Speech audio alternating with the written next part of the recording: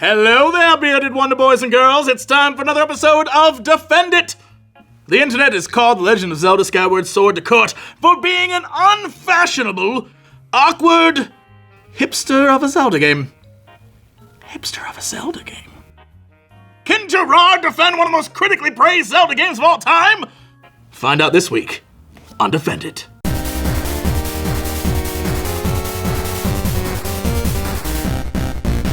Defend it! I object. Skyward Sword may have its issues here and there, but it's not nearly as bad a game as everyone else thinks so. This is just the point of the show. I really just don't know why. Give it a rest, Beard of Sentiment. This game is as full of itself as Groose is. I object. Neither of you can object. We haven't even started yet, okay? Okay, so I gavel like this, then we get started. Internet. With pleasure, Your Honor. Hope y'all got Kleenex in your beards, cause this ain't gonna be pretty. No, sir. My first point may come as a surprise to you Fee or Fi fans out there. Oh wait, that's right, there are no Fee or Fi fans out there. They don't exist, and neither should have Fee, or Fi, or Fum, or whatever she's called. The idea of an in-game guide character is a gaming trope about as old as gaming itself. And to a certain extent, they are needed. A character well-versed in the lore of the world you roam has to handle that awkward break in the fourth wall to tell you what's up, what buttons to press, and if your batteries are low, I don't know. In an open world game, they gotta show up one way or another. But why does she keep showing up near the end of the game? Seriously? You're giving me basic game navigation tips now? Is a fairy's short-term memory as short as they are? The tips should be without question become less present as the game goes on because, well, the player is supposedly learning from the tips. Recycling these things just becomes tedious and frankly irritating as the game moves forward. Especially when it's coming from a humanoid spiritual entity that has no idea how to relate to human emotion. At least with Navi in Ocarina of Time, it was a random fairy that came to Link's aid. This time, it's just a spirit of a sword. A sword ain't gonna tell me how to live my life, Your Honor! I am the internet! I do what I want, damn it! The internet does bring up a good point. They do recycle a lot of tips and hints. Precisely, Your Honor, and believe me, that's not all they recycle. In fact, recycling might as well be the entire theme of this basic Zelda installment. Let's talk about how Skyward Sword takes a massive steamy dump all over the mystery, intrigue, and discovery of the franchise's prior releases. How about that, okay? Okay. The progression forces the player to go backtracking from the same temple again and again without doing anything to make it worthwhile. No changes to the environment, no cool plot happenings, nothing. I mean, sure, the new setup makes it easier to navigate between map areas and keep you from getting lost, but must we simplify everything so that it can be easily digested? Part of the greatness of Zelda is the puzzles. It's supposed to be a game that tests your brain power, not streamline it with oversimplicity. Oh, and don't forget about Girahim, the dandy fop demon you encounter 3 times. He's supposed to be the primary antagonist, but seems to be more concerned with showing off his elaborate costume changes and bizarrely theatrical prepared remarks than actually putting up a fight. I haven't even mentioned the Imprisoned, another boss fight you have 3 times. All of these fights are boring dodge affairs or bouts of striking toes, but over and over. So that's 6 boss fights out of Skyward's 14 that are nearly identical. Good job recycling content. Yeah. The only thing that's gross is that amongst all this blocky storytelling, I have to find ways to repair my shield and conserve stamina. Apparently, the only things in this game that aren't recycled. Internet. I feel like you're reaching for a leg to stand on here. Do you want simplicity or do you want a challenge? Forgive me, Your Honor. I bring you the biggest, most irredeemable reason as to why this Skyward Sword doesn't even scrape the atmosphere.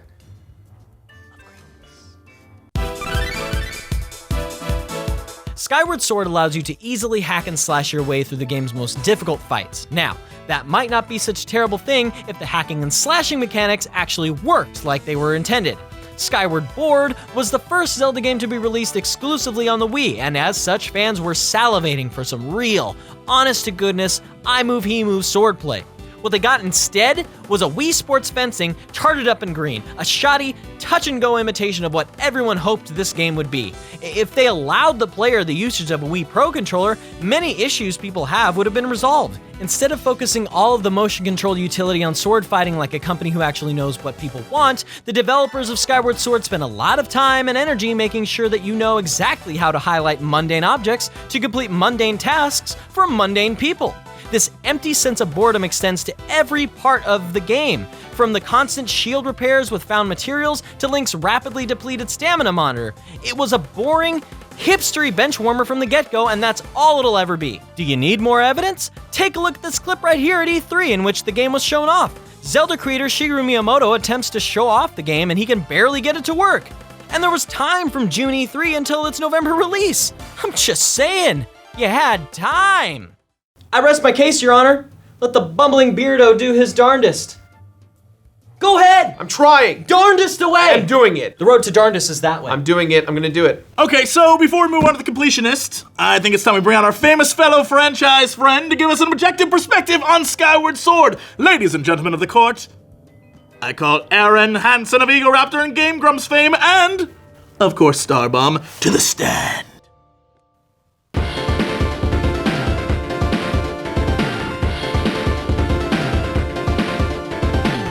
Thank you for taking time out of your busy schedule to help an old friend. We've never met before. Of course, I meant cosmically. Well, what else can we say about Skyward Sword but that it was merely the Zelda game that everyone wished they enjoyed? Skyward Sword is my favorite game because it has worlds that you have to go through 7 million times over and over again. Skyward Sword is my favorite game because stamina is super fun to manage, and I love when you climb stuff and you unnecessarily run out of stamina. Skyward Sword is my favorite game because every boss is literally the same. You just have to find the spots to hit them horizontally or vertically, and then that's how you beat them. Skyward Sword is my favorite game because you get to shoot a beetle that slowly flies out of your hand, and it's really agitating to control because the motion controls just don't work. They just don't. Skyward Sword is my favorite game because to get places, you have to point your Wiimote at the screen and then you just go. Is that exploring? I don't think that's exploring. I think that's going somewhere. It's like GPS. Thank you. Skyward Sword is my favorite game.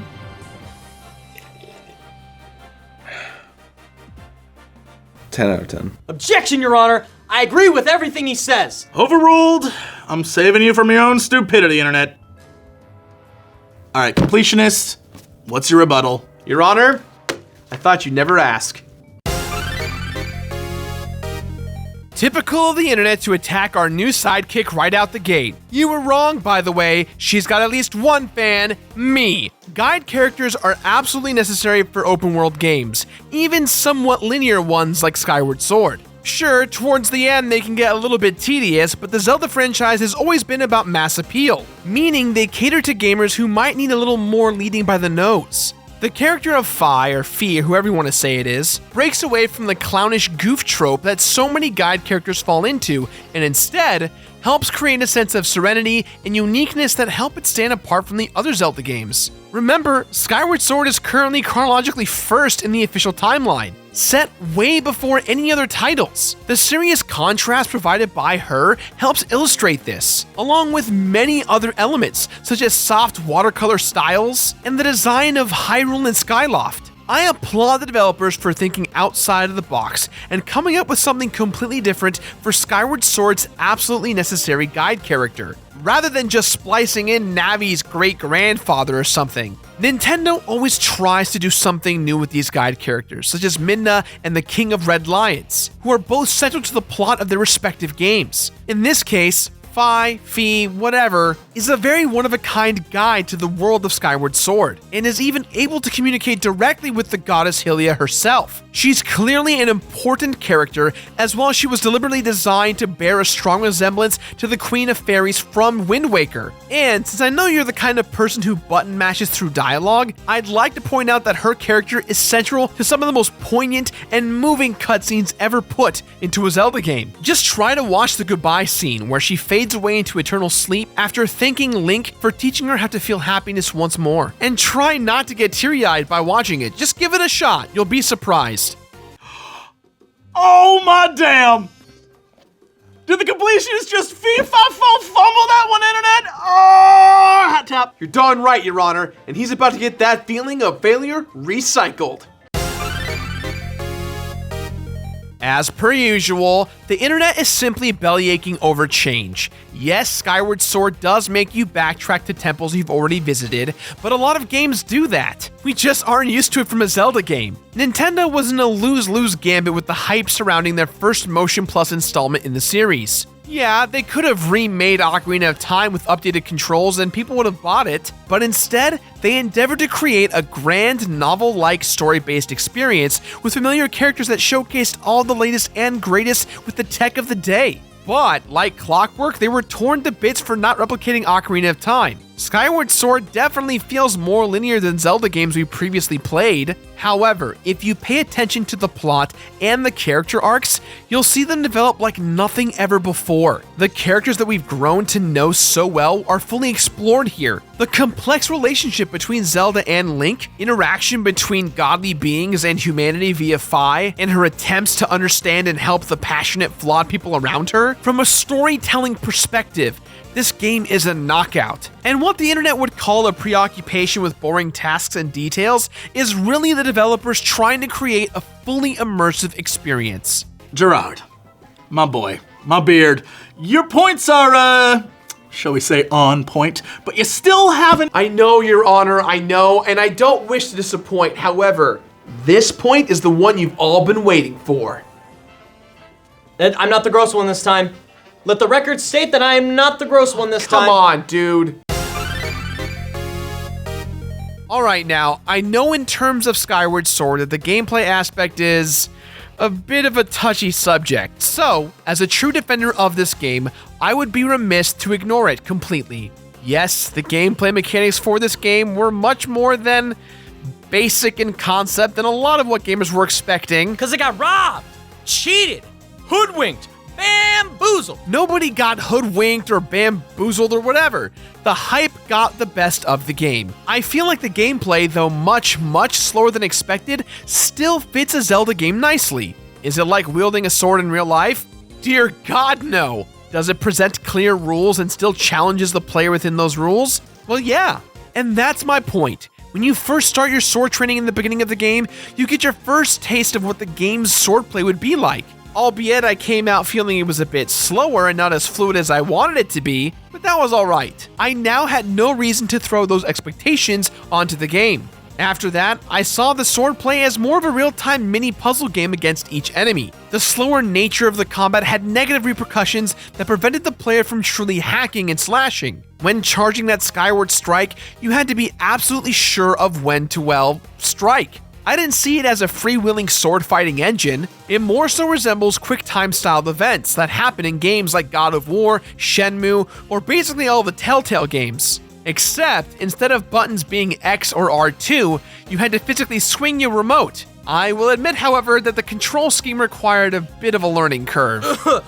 Butterfly net. Yeah, the butterfly net needed some work, but it's just a minor setback in the game as a whole. I still really enjoyed playing this game. Skyward Sword's story is fulfilling, the art direction is beautiful, the orchestral soundtrack is enchanting. To me, those elements overshadow anything that can be said about the minor flaws in the entirety of Skyward Sword's gameplay.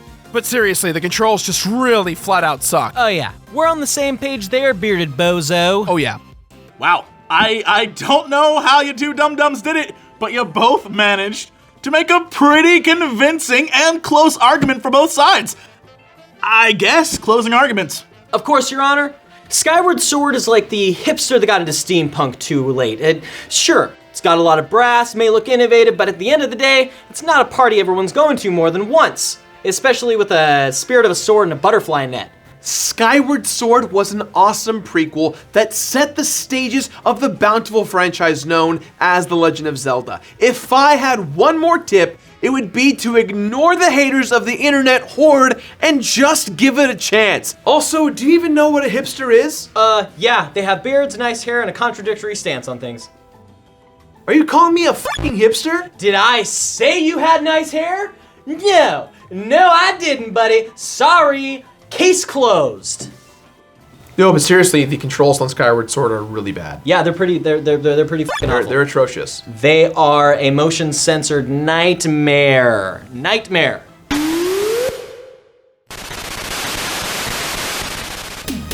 Now that you've heard from both sides, it's up to you to reach a verdict. Is Skyward Sword overrated? Or is the world-famous lore and art direction of the franchise enough to keep it on the shelf with the likes of Ocarina and Majora? You decide in the comments below. Be sure to check out my channel, the Judge's channel, Jesse Cox, over at youtube.com/JesseCox. And huge shout out to Aaron Hansen of Egoraptor and Game Grumps fame. I like to help the little guys out.